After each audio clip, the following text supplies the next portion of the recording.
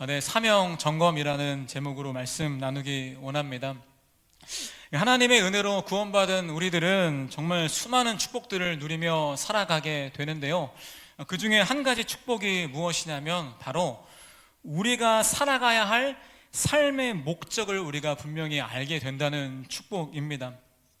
예를 들어서 제가 아직 결혼하지 못한 싱글인데요. 제가 느끼는 어려움은 뭐냐면 누가 도대체 나의 아내가 될 것인가 하는 막연함이 저의 마음을 참 어렵게 합니다. 여러분 생각하실 때 저를 위해 기도해 주시면 또 좋은 일 있지 않을까 생각이 드는데요. 물론 결혼하신 분들도 남편과 아내와의 관계 때문에 많이 힘들 때가 있겠지만, 사실 결혼하지 않은 저로서는 차라리 아내 때문에 힘이 들더라도 내 아내가 누군지 알았으면 좋겠다라는 소원이 항상 제 안에 있다는 말이죠. 이와 마찬가지로 우리가 살아야 하는 인생, 사실은 너무나 힘이 드는 것은 맞습니다. 그런데 그것보다 더 어려운 것은 무엇이냐면 이 힘든 인생을 우리가 왜 살아야 하는지 알지 못한다면, 다시 말해서 삶의 목적과 의미를 알지 못한다면 거기에서 오는 어려움과 아픔이 훨씬 더 크다는 것이죠. 그래서 제가 주변을 보니까 막연하게 세상적인 성공만을 위해서 살아가다가 심지어 성공을 이룬 다음에도 삶의 목적과 이유를 알지 못해서 허무함과 공허함에 살아가는 사람들을 여럿 본 적이 있다는 것입니다. 그러나 아까도 말했듯이 예수님 믿는 우리들은 주님으로부터 우리의 분명한 삶의 목적을 부여받게 되었는데요, 이것은 애매한 것이 아니라 주님께서 믿는 모든 사람들에게 명확하게 말씀하신 삶의 목적이 있다는 것입니다. 그리고 성경은 그것을 사명이라는 단어로 표현하고 있는데요, 그렇다면 우리의 사명이 무엇이겠습니까? 우리의 사명을 한 단어로 표현해 보면 그것은 사랑의 삶이라고 말할 수 있습니다. 하나님을 사랑하고 이웃을 사랑하는 사랑의 삶이 바로 우리의 사명이죠.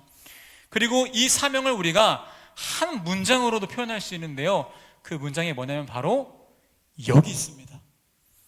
영혼 구원하여 제자 만드는 삶을 사는 것이 주님께서 우리에게 분명하게 말씀해 주신 우리의 사명이고 우리의 삶의 목적이라는 것입니다. 아마 여기 계신 모든 대부분의 분들이 우리의 사명이 영혼 구원하여 제자 만드는 삶이라는 것을 너무 많이 들어왔기 때문에 이미 알 거라고 생각하는데요, 그런 여러분에게 제가 마음으로 한 가지 질문을 드리고 싶습니다. 그렇게 인생의 목적을 알고 사명을 알고 사명을 따라가는 여러분의 삶, 지금 행복하십니까? 물론 기쁨으로 사명을 감당하는 분들도 꽤나 많이 있습니다. 하지만 제가 경험한 꽤나 많은 사람들을, 저를 포함해서 많은 사람들은 사명으로 인해서 행복을 느끼기보다 오히려 부담과 아픔을 느끼는 경우가 더욱더 많이 있는 것 같습니다. 그 증거로서 많은 사람들이 사역과 사명을 감당하면서 점점 지쳐가는 모습을 우리가 보게 되는 거죠. 그렇게 지쳐가는 중에 마음으로는 사역 그만해야겠다, 사명 관둬야겠다라는 마음이 굴뚝같이 올라오지만 왠지 그러면 안 될 것 같은 그런 죄책감 때문에 그저 의무감으로 그 사명의 자리를 지키는 경우가 너무나 많이 있다는 거죠.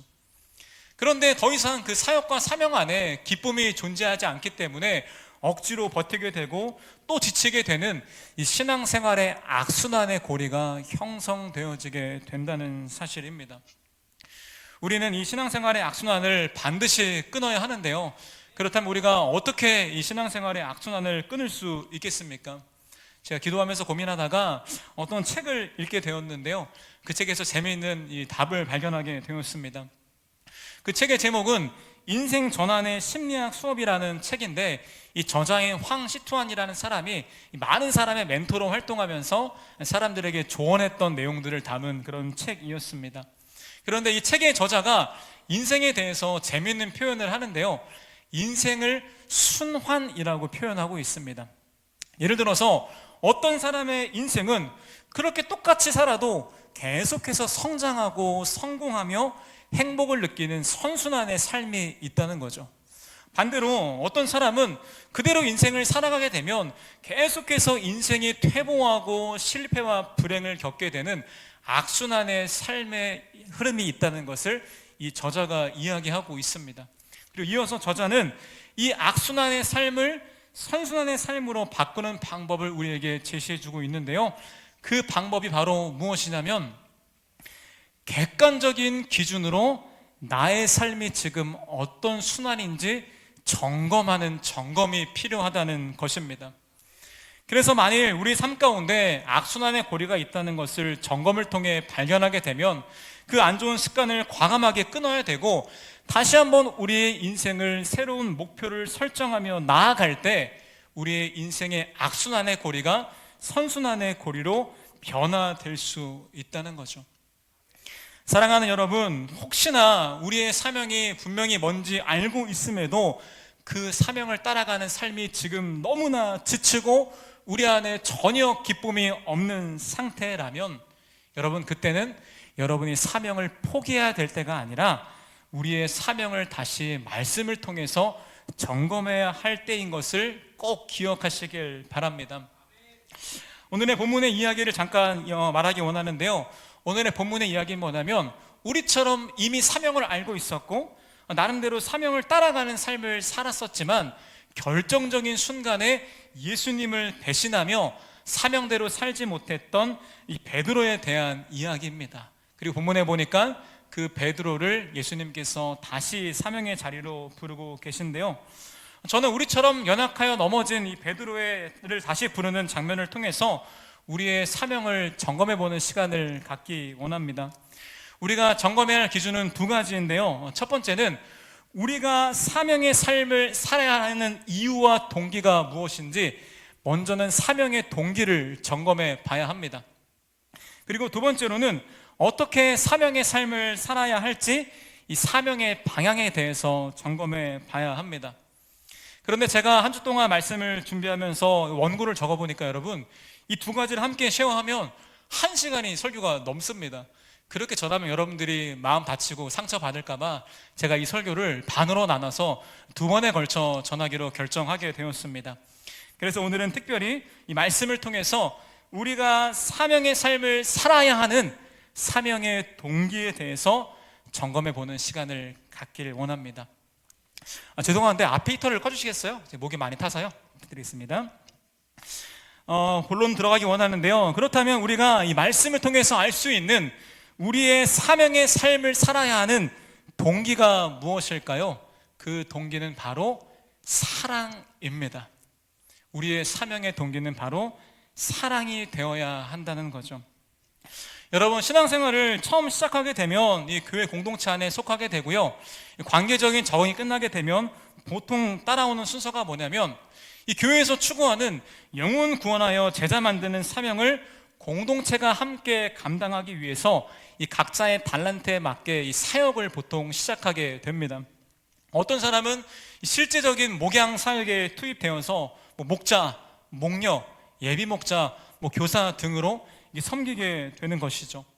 또 어떤 사람들은 간접적으로 이 영혼구원의 사명을 위해서 예배팀, 방송팀, 주차팀, 식사봉사팀, 안내팀, 차량봉사팀, 수천팀, 혹시 빠진 게 있다면 이해해 주시고요, 각자의 역할에 맞게 열심히 사역을 하게 되는 거죠. 제가 깨닫는 것은 무엇이냐면 이 각자의 사역의 역할은 다르지만 모든 사역은 너무나 중요하고 너무나 필요하다는 그런 사실입니다. 그리고 이 사역을 시작하게 되는 시작점은 보통 이 다음과 같은데요, 교회 목사님이나 아니면 교회 목자님들이나 아니면 이미 섬기고 있는 다른 사람들의 권유를 통해서 이 사역과 연결되어 시작하게 됩니다. 아마 이런 과정 중에서 대부분의 사람들이 기쁨으로 사역을 시작하겠지만 간혹 가다 보니까 이런 과정 중에서 온전한 기쁨이 아니라 설득과 부담과 약간의 압박의 과정을 통해서 사역에 연결되는 경우가 있다는 것을 우리는 다들 알고 있을 거라고 생각합니다.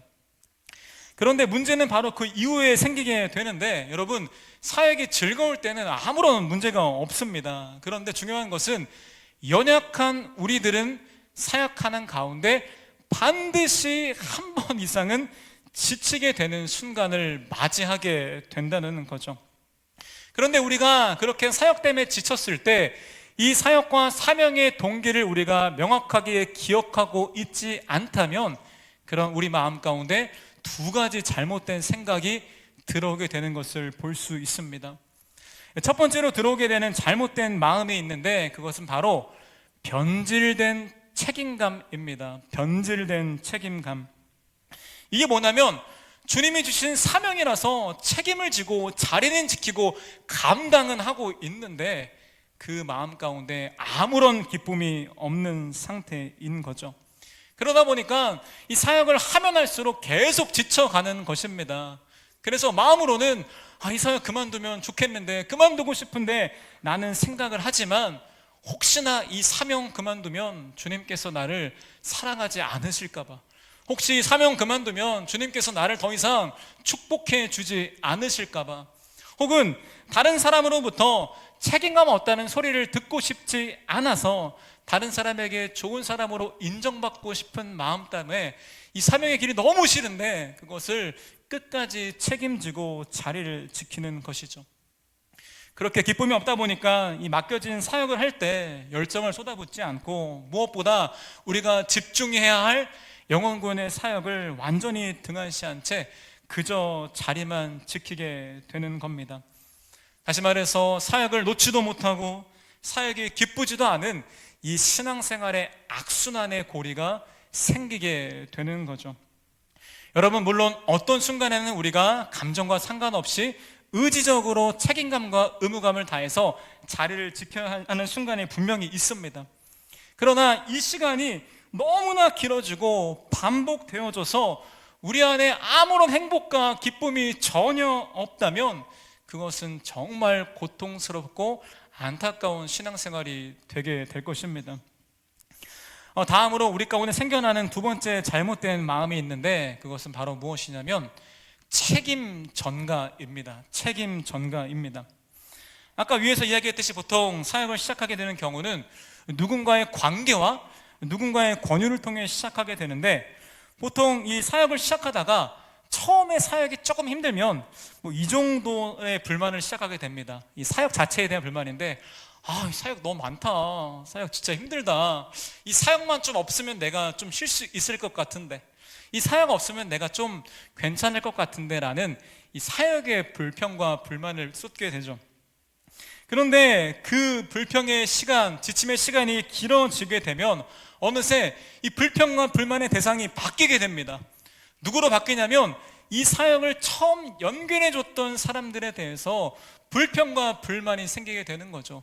더 나아가서 이 사역을 전체로 이끌고 있는 목사님과 교회 자체에 대한 불만이 생기게 된다는 것입니다. 예를 들어서 목사님이 가정교회만 안 했으면 우리가 목장으로 고생할 필요 없을 것 같은데, 목자님이 제발 돌아가면서 집 오픈해달라는 말을 안 했었으면 내가 이 금요일 저녁에 요리하고 힘든 거 안 할 수 있었을 것 같은데, 목사님이 교사로 콜링하지 않았으면 이 시간에 내가 늦잠 잘 수 있었을 것 같은데 라는 불평이 우리 안에 점점 생기게 돼서 나의 힘듦과 지침을 다른 사람에게 책임 전가하게 된다는 것입니다. 그런데 더 무서운 건 뭐냐면 이런 책임 전가의 순간이 찾아오게 되면 사람은 본능적으로 자신의 연약함을 합리화시키고 싶어 합니다. 그래서 이 불평과 불만을 자신한테 말하는 게 아니라 점점 주변 사람들에게 퍼뜨리게 되는 거죠. 그러다 보니까 교회 공동체 안에 교회에 대한, 목사님에 대한, 사역에 대한 불평, 불만이 암처럼 퍼지게 되는 경우도 있다는 것입니다. 지금까지 나누었던 이 두 가지 생각이 퍼져 있는 사람의 신앙생활은 제가 생각하기에 가장 안타깝고 불행한 신앙생활의 악순환의 모습이라고 생각합니다. 차라리 교회와 완전히 관계없으면 세상 사람처럼 편하게 죄악된 삶을 누리고 술도 먹고 쾌락도 누리며 살아갈 텐데, 이런 사람들은 교회에 연결되었기 때문에 세상의 쾌락도 전혀 누리지 못하고, 그렇다고 교회에서 사명을 감당하면서 그 안에서 주님이 주시고 싶어하는 기쁨과 행복도 전혀 누리지 못한 채 이 마음속에 부담감과 지침과 원망과 불평의 쓰레기들이 쌓여가게 되는 이 모습이야말로 너무나 안타까운 신앙생활의 악순환의 모습이 될 수 있다는 것이죠. 그런데 너무 부끄러운 것은 저는 사역자임에도 불구하고 이 두 가지 잘못된 마음을 다 가져본 적이 있다는 것입니다. 예를 들어 사역이 너무 힘들 때, 사명을 그만하고 싶을 때 다 놓고 싶었지만 사실은 이 사람들의 시선 때문에 놓지 못할 때도 있었습니다. 기쁨은 없지만 기쁨이 있는 척 그저 자리를 지켜야만 하는 이 자리가 저에게 부담될 때도 있었죠. 그리고 제가 말로 뱉진 않았지만 사역하는 가운데 이 사역이 힘들 때 목사님이 이 사역을 왜 시키지? 이 사역을 왜 해야 되지? 라는 생각들을 하게 되었습니다. 여러분께 저의 죄를 하나 고백하자면, 제가 작년에 처음 사역하러 오게 되었는데 사역을 열심히 하는 가운데 갑자기 겨울이 되니까 목사님이 우리 교회는 이 사역자들이 태안에 배추 무 농사를 하러 가야 된다라는 얘기를 저한테 하셨던 겁니다. 저는 농담 아니라 너무 충격받아서 사역의 양이 너무 많은데 농사까지 해야 되라면서 불평의 마음을 가득한 채로 제가 작년에 농사를 했던 그런 기억이 있습니다. 물론 지금도 안 하고 싶지만 그래도 제가 목요일날 갔다 왔는데요, 그때는 불평 없이 기쁨으로 그 사역 감당해서 이 자리에 있게 되었습니다. 사랑하는 여러분, 여러분의 지금 신앙생활의 모습은 어떻습니까? 이 말씀을 기준으로 여러분들을 판단하고 싶은 게 아니라 우리 모두가 이 말씀의 기준으로 우리의 신앙생활의 순환을 좀 점검해 보는 시간을 가졌으면 좋겠는데요, 혹시나 우리 가운데 이러한 신앙생활의 악순환의 모습을 경험한 적이 있으십니까? 만약 여러분 마음 가운데 이 사역에 대한, 사명에 대한 기쁨이 전혀 없다면, 오직 부담감과 의무감만 있고 이 교회에 대한 불평과 원망의 마음만 있다면, 우리는 우리의 신앙생활에 있는 악순환의 고리를 점검해야 하고요, 반드시 이 악순환의 고리를 우리가 끊어내야 한다는 것입니다. 그리고 이 악순환의 고리를 끊어내는 방법의 시작점은 바로 하나님의 말씀을 통해서 우리가 왜 이 사명의 삶을 살아야 하는지, 사명의 동기와 이유를 우리가 반드시 점검해 봐야 한다는 것입니다. 그렇게 우리가 사명의 동기를 점검해 보기 위해서는 오늘 함께 읽었던 본문의 이야기를 구체적으로 살펴보아야 하는데요, 여러분께 한 가지 팁을 드리면, 오늘 이야기의 주인공은 베드로입니다. 그런데 여러분이 한번 베드로가 된 것처럼 베드로에게 감정을 이입해서 이 말씀을 들어보시면 훨씬 더 큰 은혜가 될 거라고 생각합니다. 이 간단한 본문의 배경을 설명드리면요, 여러분, 베드로는 자타가 공인하는 예수님의 수제자였습니다. 가장 열정적으로 주님을 따라다녔고 가장 열정적으로 주님께 사랑 표현했던 그런 열정과 사랑이 넘치는 사람이 바로 베드로였습니다. 심지어 베드로는 예수님이 처음 잡혀가는 그때에 예수님을 잡아가려던 군인의 칼을 빼서 귀를 자를 정도로 예수님을 사랑하고 보호했던 그런 사람이었죠.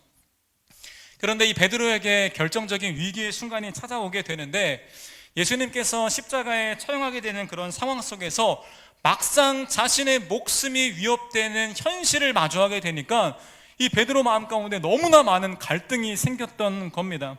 그러다 결국 자신이 예수님과 한편이라는 것이 드러나려고 했던 그 순간에 베드로가 예수님을 부인하게 되는데요, 여러분, 그냥 부인한 게 아니라 3번을 부인했습니다. 그리고 그냥 3번이 아니라 예수님을 저주하면서, 예수님을 욕하면서 아주 극단적으로 심하게 예수님을 3번이나 부인했다는 것입니다. 여러분, 더 비참한 것은 그 부인하는 장면을 사랑하는 예수님이 지켜보고 있었다는 사실이죠. 다시 말씀드리면 베드로는 예수님을 너무너무 사랑했던 수제자였습니다. 그런 베드로가 죽음이 무서워서, 핍박이 무서워서 예수님 보는 앞에서 그분을 3번이나 저주하고 욕하며 부인했던 것은 이 베드로 인생 가운데 가장 치욕스러운 사건이었고, 모든 것을 포기할 만큼의 절망적인 순간이 바로 그때 그 시간이었다는 거죠. 그렇게 절망과 죄책감 속에 빠진 베드로는 다시 사명을 따라갈 힘도 없이 죄책감에 눌려 있지만, 그렇다고 예수님을 다 버리기에는 예수님과 함께 했던 사랑의 기억들이 너무나 많이 있기 때문에 어쩌지도 못하는, 아까 말했던 신앙의 악순환의 고리에 이 베드로가 들어가 있게 된 상황입니다. 정도는 다르지만 우리와 비슷하지 않습니까? 지쳐가서 사역을 그만두고 싶지만 또 왠지 그만두면 안 될 것 같은 이 신앙생활의 악순환의 고리가 우리와 비슷하다고 생각이 들었습니다. 이런 배경 속에서 드디어 오늘의 본문의 이야기가 시작되는데요, 우리가 모두 알고 있는 것처럼 예수님께서는 결국 말씀의 약속대로 자신이 하신 말씀처럼 십자가의 죽음에서 3일 만에 부활하셨습니다. 그리고 부활하신 예수님께서는 제자들에게 찾아가셨는데요, 특별히 자신을 3번이나 부인했던 이 베드로를 찾아와 1대1로 대면하고 있는 모습이 바로 오늘의 읽었던 본문의 이야기입니다. 여러분, 베드로의 감정에 이입해 보겠습니까? 베드로가 어떤 마음이겠습니까?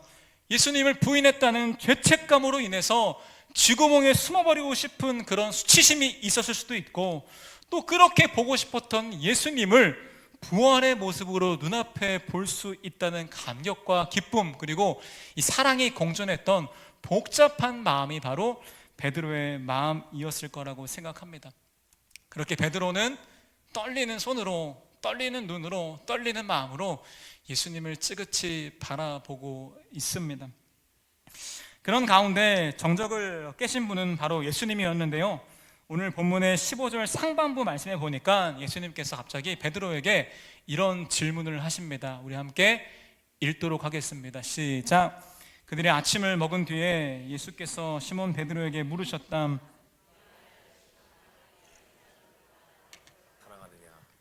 아멘. 예수님께서는 처음 시몬에게 사명을 주실 때 시몬에게 이름까지 주셨는데요, 그 이름이 바로 베드로였습니다. 베드로 이름의 뜻은 바로 반석이었고 너무나 중요한 사명의 이름이었죠.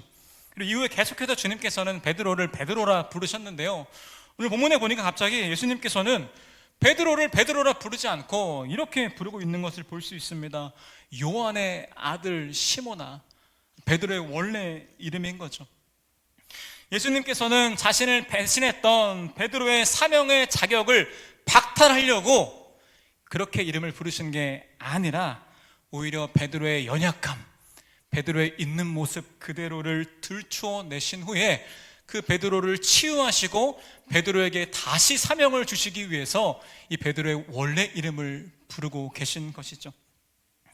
그리고 이어지는 주님의 질문은 다음과 같은데요, 이런 질문이었습니다. 시몬아, 네가 이 사람들보다 나를 더 사랑하느냐 하는 그런 사랑의 질문이었습니다. 물론 주님께서는 베드로가 예수님을 얼마나 사랑하는지 이미 삶을 통해서 다 알았을 것입니다. 그러나 배신했다는 죄책감으로 인해서 이 모든 사랑이 주눅들어 있는 베드로에게 사랑을 질문함을 통해서 예수님은 그 베드로의 사랑의 마음을 수면 위로 끄집어내는 과정을 하고 계신 것입니다. 베드로는 두렵고 떨리는 마음이지만 그럼에도 자신 마음 깊숙한 곳에 있었던 예수님에 대한 자신의 사랑을 이렇게 고백하며 대답하는데요, 15절 중반부를 함께 읽도록 하겠습니다. 시작. 베드로가 대답하였다. 주님, 그렇습니다. 내가 주님을 사랑하는 줄을 주님께서 아십니다. 베드로는 분명히 배반했었고요, 넘어졌었지만 여전히 주님께 받은 은혜와 사랑이 너무나 많은 것을 기억하고 있었기 때문에, 그리고 무엇보다 자신을 배신했던, 예수님 배신했던 자신에게 직접 주님이 찾아오셔서 자신의 이름을 불러주시며 사랑을 물어보시며 자신을 치유하고 있는 주님을 대면하고 있기 때문에 그 주님을 향해서 자신의 사랑을 고백하고 있는 것이죠. 그리고 그 베드로의 사랑의 고백에 대한 답으로 예수님께서는 이렇게 말씀하고 계시는데요, 함께 15절 하반부 말씀을 읽도록 하겠습니다. 시작. 예수께서 그에게 말씀하셨다. 내 어린 양떼를 먹여라. 아멘.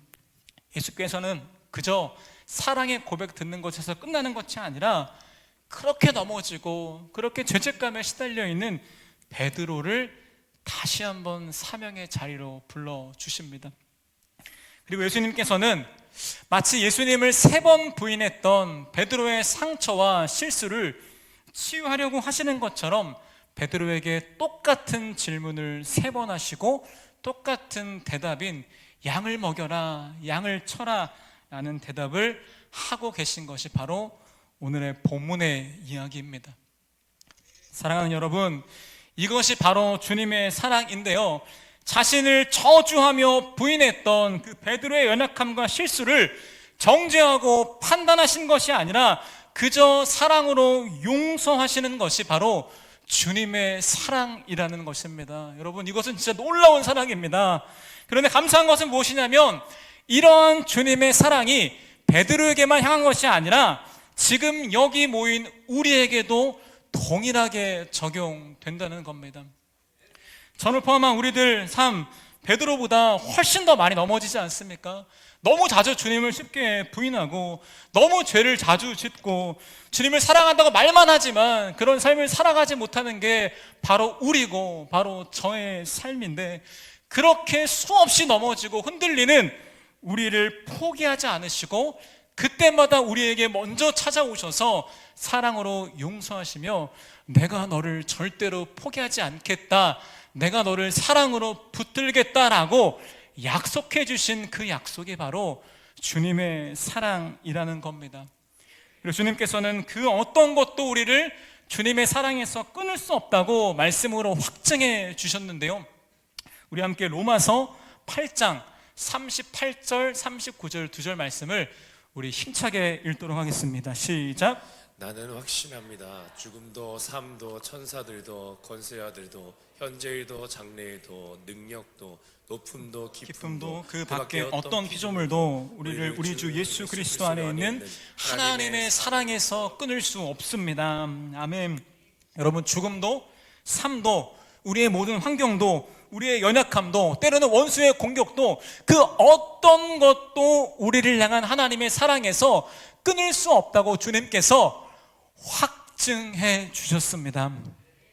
이어서 우리가 주목할 부분이 하나 더 있는데요, 재미있는 것은 뭐냐면 이렇게 베드로의 사랑의 고백을 다 들으신 후에 예수님께서 베드로에게 하신 대답이 조금 특이한 것을 볼 수 있습니다. 여러분, 보통 사랑한다는 말을 들으면 어떻게 대답합니까? 좀 무뚝뚝한 분들은 나도 뭐 이렇게 하거나 이렇게 하겠죠?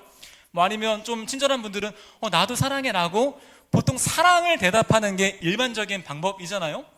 그런데 예수님께서는 베드로의 사랑의 고백을 다 들으신 다음에 대답이 나도 너 사랑해가 아니라 이렇게 말씀하시는 거죠. 내 양을 먹이라, 내 양을 쳐라 라고 대답하는 것을 볼 수 있습니다. 주님이 도대체 왜 그러셨을까요? 왜냐하면 하나님께 우리가 드릴 수 있는 최고의 사랑의 표현이 바로 영혼을 구원하는 사명에 동참하는 것이기 때문입니다. 그리고 주님께서 우리에게 이것을 맡기신다는 것은 주님께서 우리에게 줄 수 있는 가장 큰 사랑의 표현, 가장 큰 신뢰의 표현이라는 것을 우리가 기억해야 한다는 것이죠. 더 나아가서 이렇게 영혼을 섬기는 일이야말로 우리가 예수님의 사랑의 깊이와 넓이를 경험하고 이해하기 위한 최고의 방법, 더 나아가서 저는 유일한 방법이라고 생각합니다. 이전에 제가 말씀을 통해서 성경적인 사랑의 정의를 내려드렸는데요, 이 성경적인 사랑은 감정이 아니라 행동이라고 제가 나눈 적이 있습니다. 이 사랑의 정의는 예수님과 우리와의 관계에서도 동일하게 적용할 수 있는데, 예수님께서는 우리를 말로만 사랑했던 것이 아니라 예수님께서는 십자가의 죽음을 통해서 그 당신의 모든 삶을 다해서 우리를 사랑해 주셨습니다. 그리고 우리 또한 그 주님의 사랑에 반응하는 방법이 말뿐이 아니라 우리의 행동과 우리의 삶으로 반응해야 하는데요, 바로 우리가 그렇게 반응해야 할 삶의 모습이 영혼 구원하여 제자 만드는 사명이라는 것입니다. 이것이 바로 우리가 주님께 드릴 수 있는 최고의 사랑의 표현이 될 수 있다는 거죠. 그리고 우리는 이 주님이 허락하신 영혼을 섬기면서 우리를 향한 주님의 그 깊은 사랑을 비로소 깨닫게 되는데요. 제가 많이 들어봤던 이야기 중에 하나가 이런 겁니다. 아유, 부모님 하신 말씀인데, 아유, 니도 빨리 부모가 되어봐라. 그래야 내 마음을 알 수 있지라는 이야기를 많이 한 걸 들은 적이 있습니다. 요즘은 부모님께서 이런 말씀 하시는데, 이제서야 돌아가신 내 아빠, 엄마의 마음이 이해가 더 되네라는 이야기를 많이 하십니다. 다시 말하면 우리를 향한 부모님의 사랑이 많이 있지만 우리가 아무리 고민해봤자 그 사랑을 이해하는 데 한계가 있습니다. 그런데 만약에 우리가 친히 부모가 되어봐서 그 부모처럼 아이를 사랑으로 섬기게 되면 그때야 비로소 나를 향했던 부모님의 사랑의 깊이와 넓이를 조금씩 더 알아가게 될 수 있다는 거죠. 여러분, 이처럼 우리가 예수님의 사랑을 정말 깨닫고 이해하는 방법은 말씀도 너무 중요합니다. 기도도 중요합니다. 다 중요하지만 결국 예수님처럼 영혼을 사랑해 본 경험이 한 번도 없다면 그 사람은 결코 예수님의 사랑의 온전한 깊이와 넓이를 다 경험할 수 없게 된다는 것입니다. 너무 신기한 것은 예수님의 사랑을 위해서 영혼 사역을 하게 되면 예수님의 사랑을 더 깊게 깨닫게 되고요, 예수님의 사랑의 깊이를 더 깨닫게 되면 더 영혼을 사랑하게 됩니다. 이것이 바로 우리가 바라보아야 할 신앙생활의 선순환의 모습이 될 수 있다는 거죠. 여러분, 그렇게 우리를 사명의 길로 부르시는 예수님의 목소리를 우리가 들을 수 있어야 되는데요, 그분의 목소리는 위협적이고 강압적인 목소리가 아닙니다. 야, 너 내가 구원했으니까 영혼구원 해! 이런 목소리가 아니라 이 본문에서 주님의 목소리는 사랑의 목소리입니다. 모든 것을 다 품을 수 있는 용서의 목소리고, 우리에게 너무나 이 사명을 주고 싶어서 우리에게 외치고 있는 사랑의 호소고 사랑의 부탁입니다.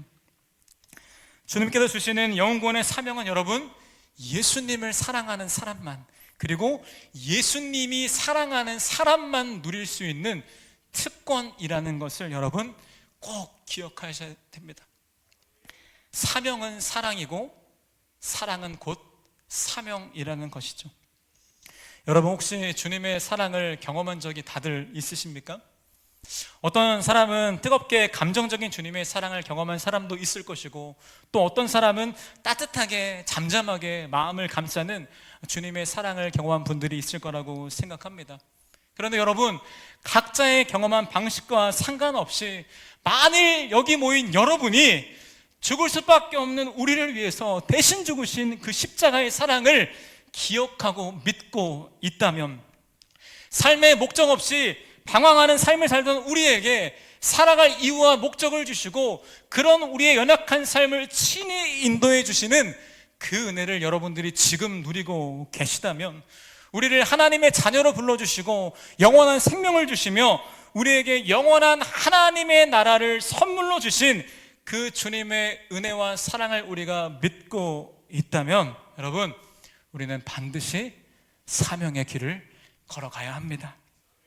다시 말해서 우리의 사명의 시작점은 바로 예수님의 사랑이 되어야 한다는 것이죠. 그렇다면 우리가 사명의 길을 걸어갈 때 지치거나 위기가 찾아올 때 우리가 어떻게 해야 될까요? 이전처럼 불평하고 억지로 버티는 것이 아니라, 그렇게 위기와 지침이 찾아올 때면 우리는 다시 주님의 사랑의 시작점으로 돌아가야 합니다. 내가 이 사명을 감당해내는 이유와 동기가 의무감과 책임감이 아니라, 다른 사람 때문이 아니라 주님을 향한 사랑 때문인 것을 우리가 다시 기억할 때에 우리는 그때야 비로소 사명의 기쁨을 다시 회복할 수 있게 되는 것입니다. 여러분, 이렇게 다시 부르심 받은 베드로가 이후에 사역할 때 어려움이 없었겠습니까? 아마 저희보다 훨씬 더 어려웠을 것 같습니다. 수많은 핍박, 목숨의 위협, 관계의 어려움은, 사역의 지침, 마음의 상처, 수없이 사역을 그만두고 싶은 상황과 환경이 너무나 많았지만 이 베드로는 그때마다 불평하지 않고, 그때마다 원망하지 않고 다시 자신을 용서해 주었던 주님의 사랑의 출발점으로 돌아갔던 것입니다. 그래서 베드로는 결국 사명의 동기가 주님의 사랑인 것을 기억하고 항상 사랑을 붙잡고 있었기 때문에 베드로는 사명을 포기하지 않고 그 사명의 길을 완주할 수 있었다는 것입니다. 제가 처음 가정교회를 배우려고 결정했을 때 미국에 있었는데요, 있던 사역을 제가 그만두고 가장 학교에서 가까운 가정교회를 이제 가게 되었습니다. 규모가 한 150명 정도 되는 그런 가정교회 규모였는데, 거기서 제가 1년 정도 이 청년 목장의 목원으로 섬기게 되었습니다.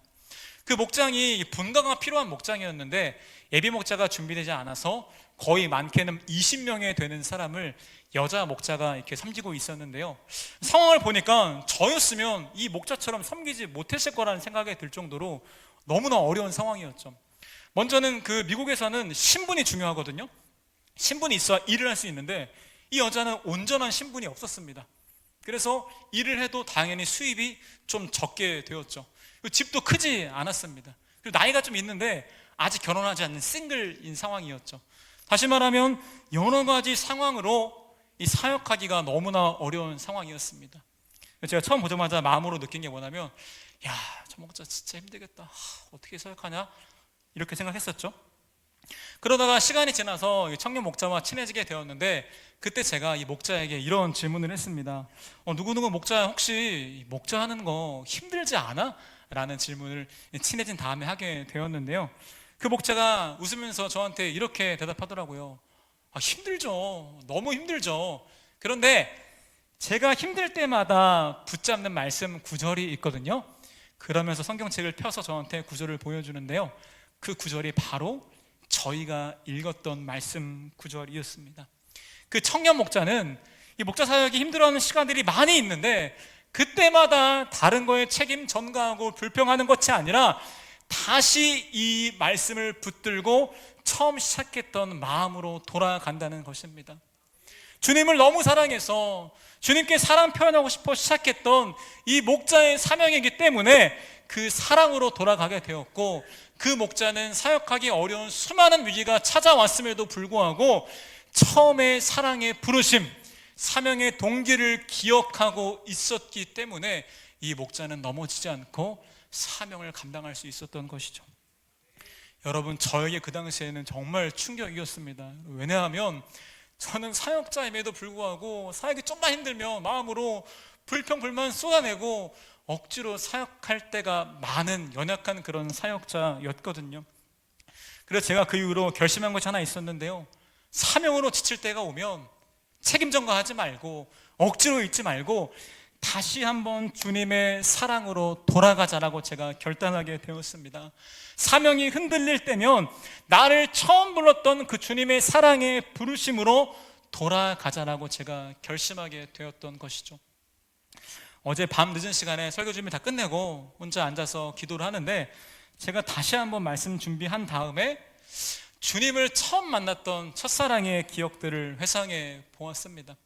그런데 여러분, 제 안에 정말 주님과 뜨거웠던 그때의 기억이 있더라고요. 처음 복음을 들어서 예수님 믿게 되었을 때 주님 모든 것을 포기하고 주님만 따르겠습니다라고 내 스스로 기쁨 안에 결단했던 그 사랑의 추억이 제 안에 또 있더라고요.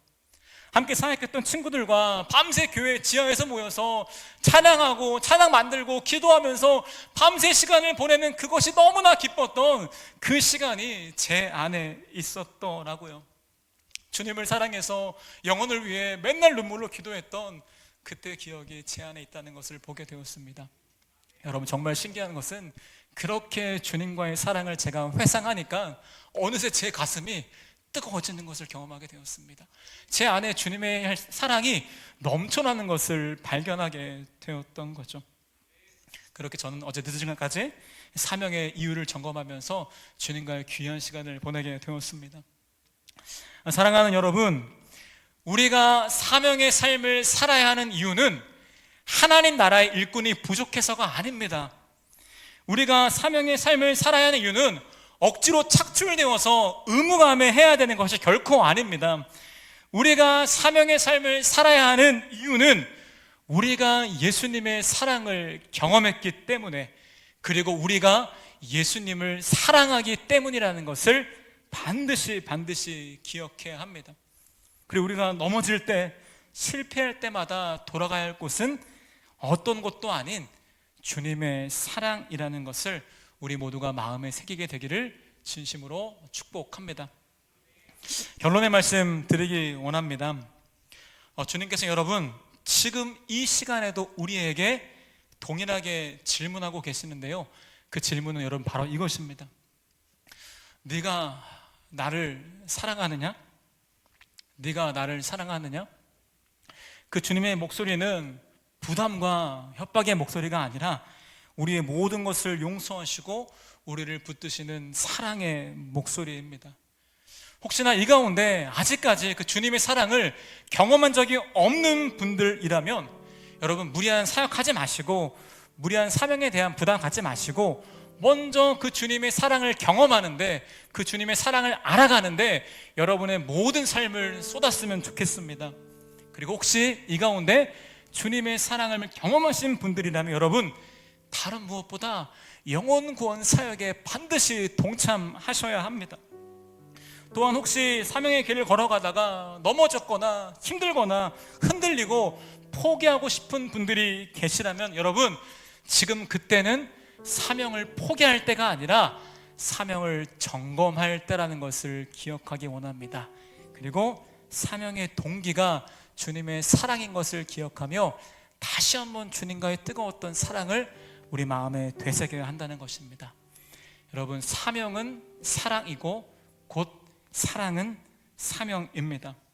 우리 모두가 항상 사명의 동기가 주님의 사랑인 것을 기억하며 끝까지 영혼 구원하여 제자 만드는 사명의 길을 완주하게 되시기를 진심으로 축복합니다.